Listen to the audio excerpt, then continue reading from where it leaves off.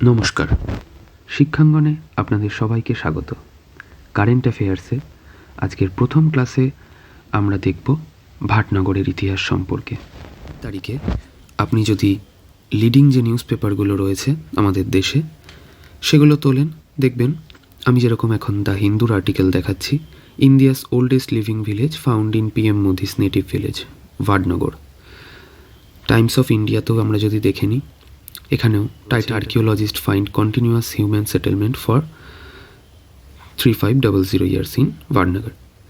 তো ভাটনগরের ব্যাপারটা কি, আসুন দেখে নেওয়া যাক। ভাটনগরের লোকেশন যদি আমরা দেখি, আপনারা বুঝেই গেছেন এতক্ষণে এটা কোন স্টেটে হবে, যেহেতু আমাদের PM নরেন্দ্র মোদীর নেটিভ ভিলেজ বলা হচ্ছে। এটা ভারতের পশ্চিম অংশে গুজরাটের একটি জায়গা। কিন্তু এটা নিয়ে এত আলোচনা কেন? আলোচনার কারণ হচ্ছে একটি জার্নাল রয়েছে, জার্নালটির নাম হচ্ছে কোয়াটারনারি সায়েন্স রিভিউস। এটি বিশ্বের অন্যতম ভালো একটি ম্যাগাজিন, সায়েন্স সম্পর্কে অথবা ডিফারেন্ট গ্রাউন্ডে কথা বলা হয়। তো সেইখানে একটি পেপার বেরিয়েছে। তো এই যে রিসার্চটা যে ছিল, এই রিসার্চটা কারা কারা করেছিল? IIT Kharagpur, archaeological survey of India, physical research laboratory, Jawaharlal Nehru university আর ডেকান কলেজ। তো এই 5টা কলেজ মিলে এখানে একটা রিসার্চ চালিয়েছিল। আর রিসার্চ থেকে যে সমস্ত তথ্য উঠে এসছে সেগুলো কিন্তু খুবই অবাক করে দেওয়া। কেন? তার কারণ এইখান থেকে যেই জিনিসগুলো পাওয়া গেছে সেগুলো কি কি, যে হিউম্যান সেটেলমেন্ট সেটা হচ্ছে 800 BCE, অনেক আগের। মানে এটা কোন সময়কার? এটা হচ্ছে contemporary to late Vedic period, অথবা বুদ্ধিস্ট মহাজনপদ যেগুলো আমরা পড়েছি ইতিহাসে সেগুলোরও আগে। এর ফলে কি হচ্ছে, আমরা যখন ইতিহাস পড়ি আমরা লেটার ভেদিক পিরিয়ডের পর সোজা গিয়ে আবার জানতে পারি কোন সময়ের কথা, গান্ধার, কোশল, অবন্তী, এই সমস্ত আয়রন এজের যে সমস্ত আমাদের সভ্যতাগুলো, শহরগুলো ছিল সেইগুলোর কথা। আমরা মাঝে কিন্তু কোনো কিছু জানতে পারি না। আমরা ছোটোবেলা থেকে ইতিহাসে কি পড়ে এসেছি, ম্যাপ দেখালে বুঝতে পারবো।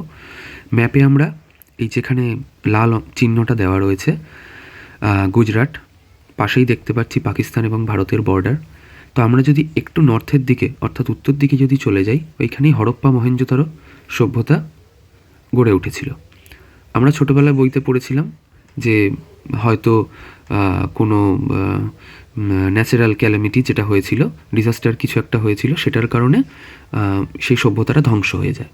তারপর অনেক পরে আমরা এই সমস্ত মহাজনপদদের কথা অথবা আরও যে রাজাদের ইতিহাসের কথা জানতে পারি।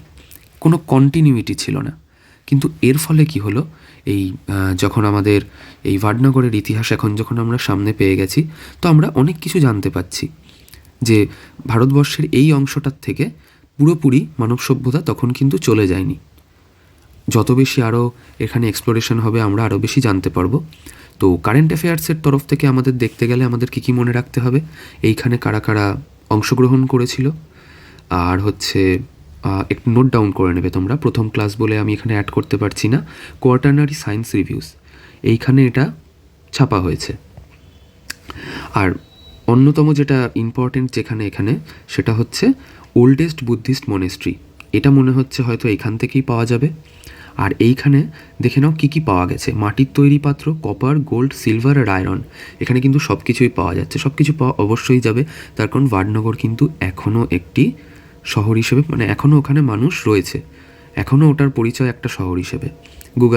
গুগল ম্যাপে সার্চ করলে তোমরা দেখতে পাবে। আর আরেকটা কথা, এইখানে মাল্টি কালচারাল আর মাল্টি রিলিজিয়াস, অর্থাৎ আমরা যখন পুরোনো দিনের কোনো অতীত একদম প্রাচীন সভ্যতা যেগুলো দেখি সেইগুলো আমরা দেখতে পাই কোনো একটা বিশেষ ধর্মেরই সেইখানে বেশি দেখা যায়, সেই বিশেষ ধর্মের ওপর একটা দখল থাকে বিশেষ ধর্মের মানুষদের ওপর।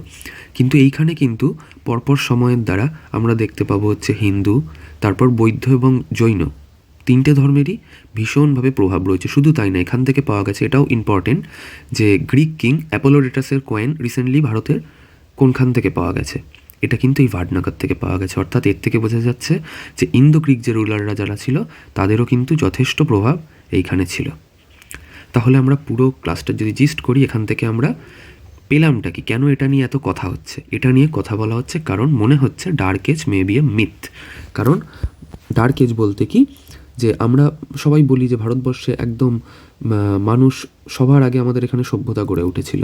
তো সেই সভ্যতা হরপ্পা মহেঞ্জোদারোর পর আমরা সোজা গিয়ে জানতে পারতাম হচ্ছে কান্দাহার, যেটা এখন গান্ধার, আমাদের আফগানিস্তানে চলে গেছে, কোশল, অবন্তী, এই সমস্ত সভ্যতাগুলো গড়ে উঠেছিল। মাঝে কিচ্ছু নেই, ওটাকে সায়েন্টিস্টরা বলতো ডার্ক এজ, যে ওই সময় কিচ্ছু হয়নি। কিন্তু মনে হচ্ছে এটা এবার মিথ হবে। এবং ভারতবর্ষে যেটা মনে করা হচ্ছে 5500 বছর ধরে কন্টিনিউইটি পুরো রয়েছে সভ্যতার, এই সময় ধরে পুরো মানুষ রয়েছে ওই জায়গাটা দিয়ে। এটা নো ডাউট বিশাল বড় একটা হিস্ট্রিতে আমাদের অ্যাচিভমেন্ট, এবং ভাটনাগরের ইম্পর্টেন্সও প্রচুর বেড়ে যাবে, কারণ ভাটনাগরে এখনও মানুষ থাকে। অর্থাৎ সেই সময় থেকে শুরু করে লেটার ভেদিক পিরিয়ড থেকে শুরু করে এখনও অবধি সেইখানে মানুষ থাকছে। আর oldest living city of India যেটা দেখতে পাচ্ছেন আপনারা, তো এটা কিন্তু কোয়েশ্চেন হিসেবে আসতেই পারে।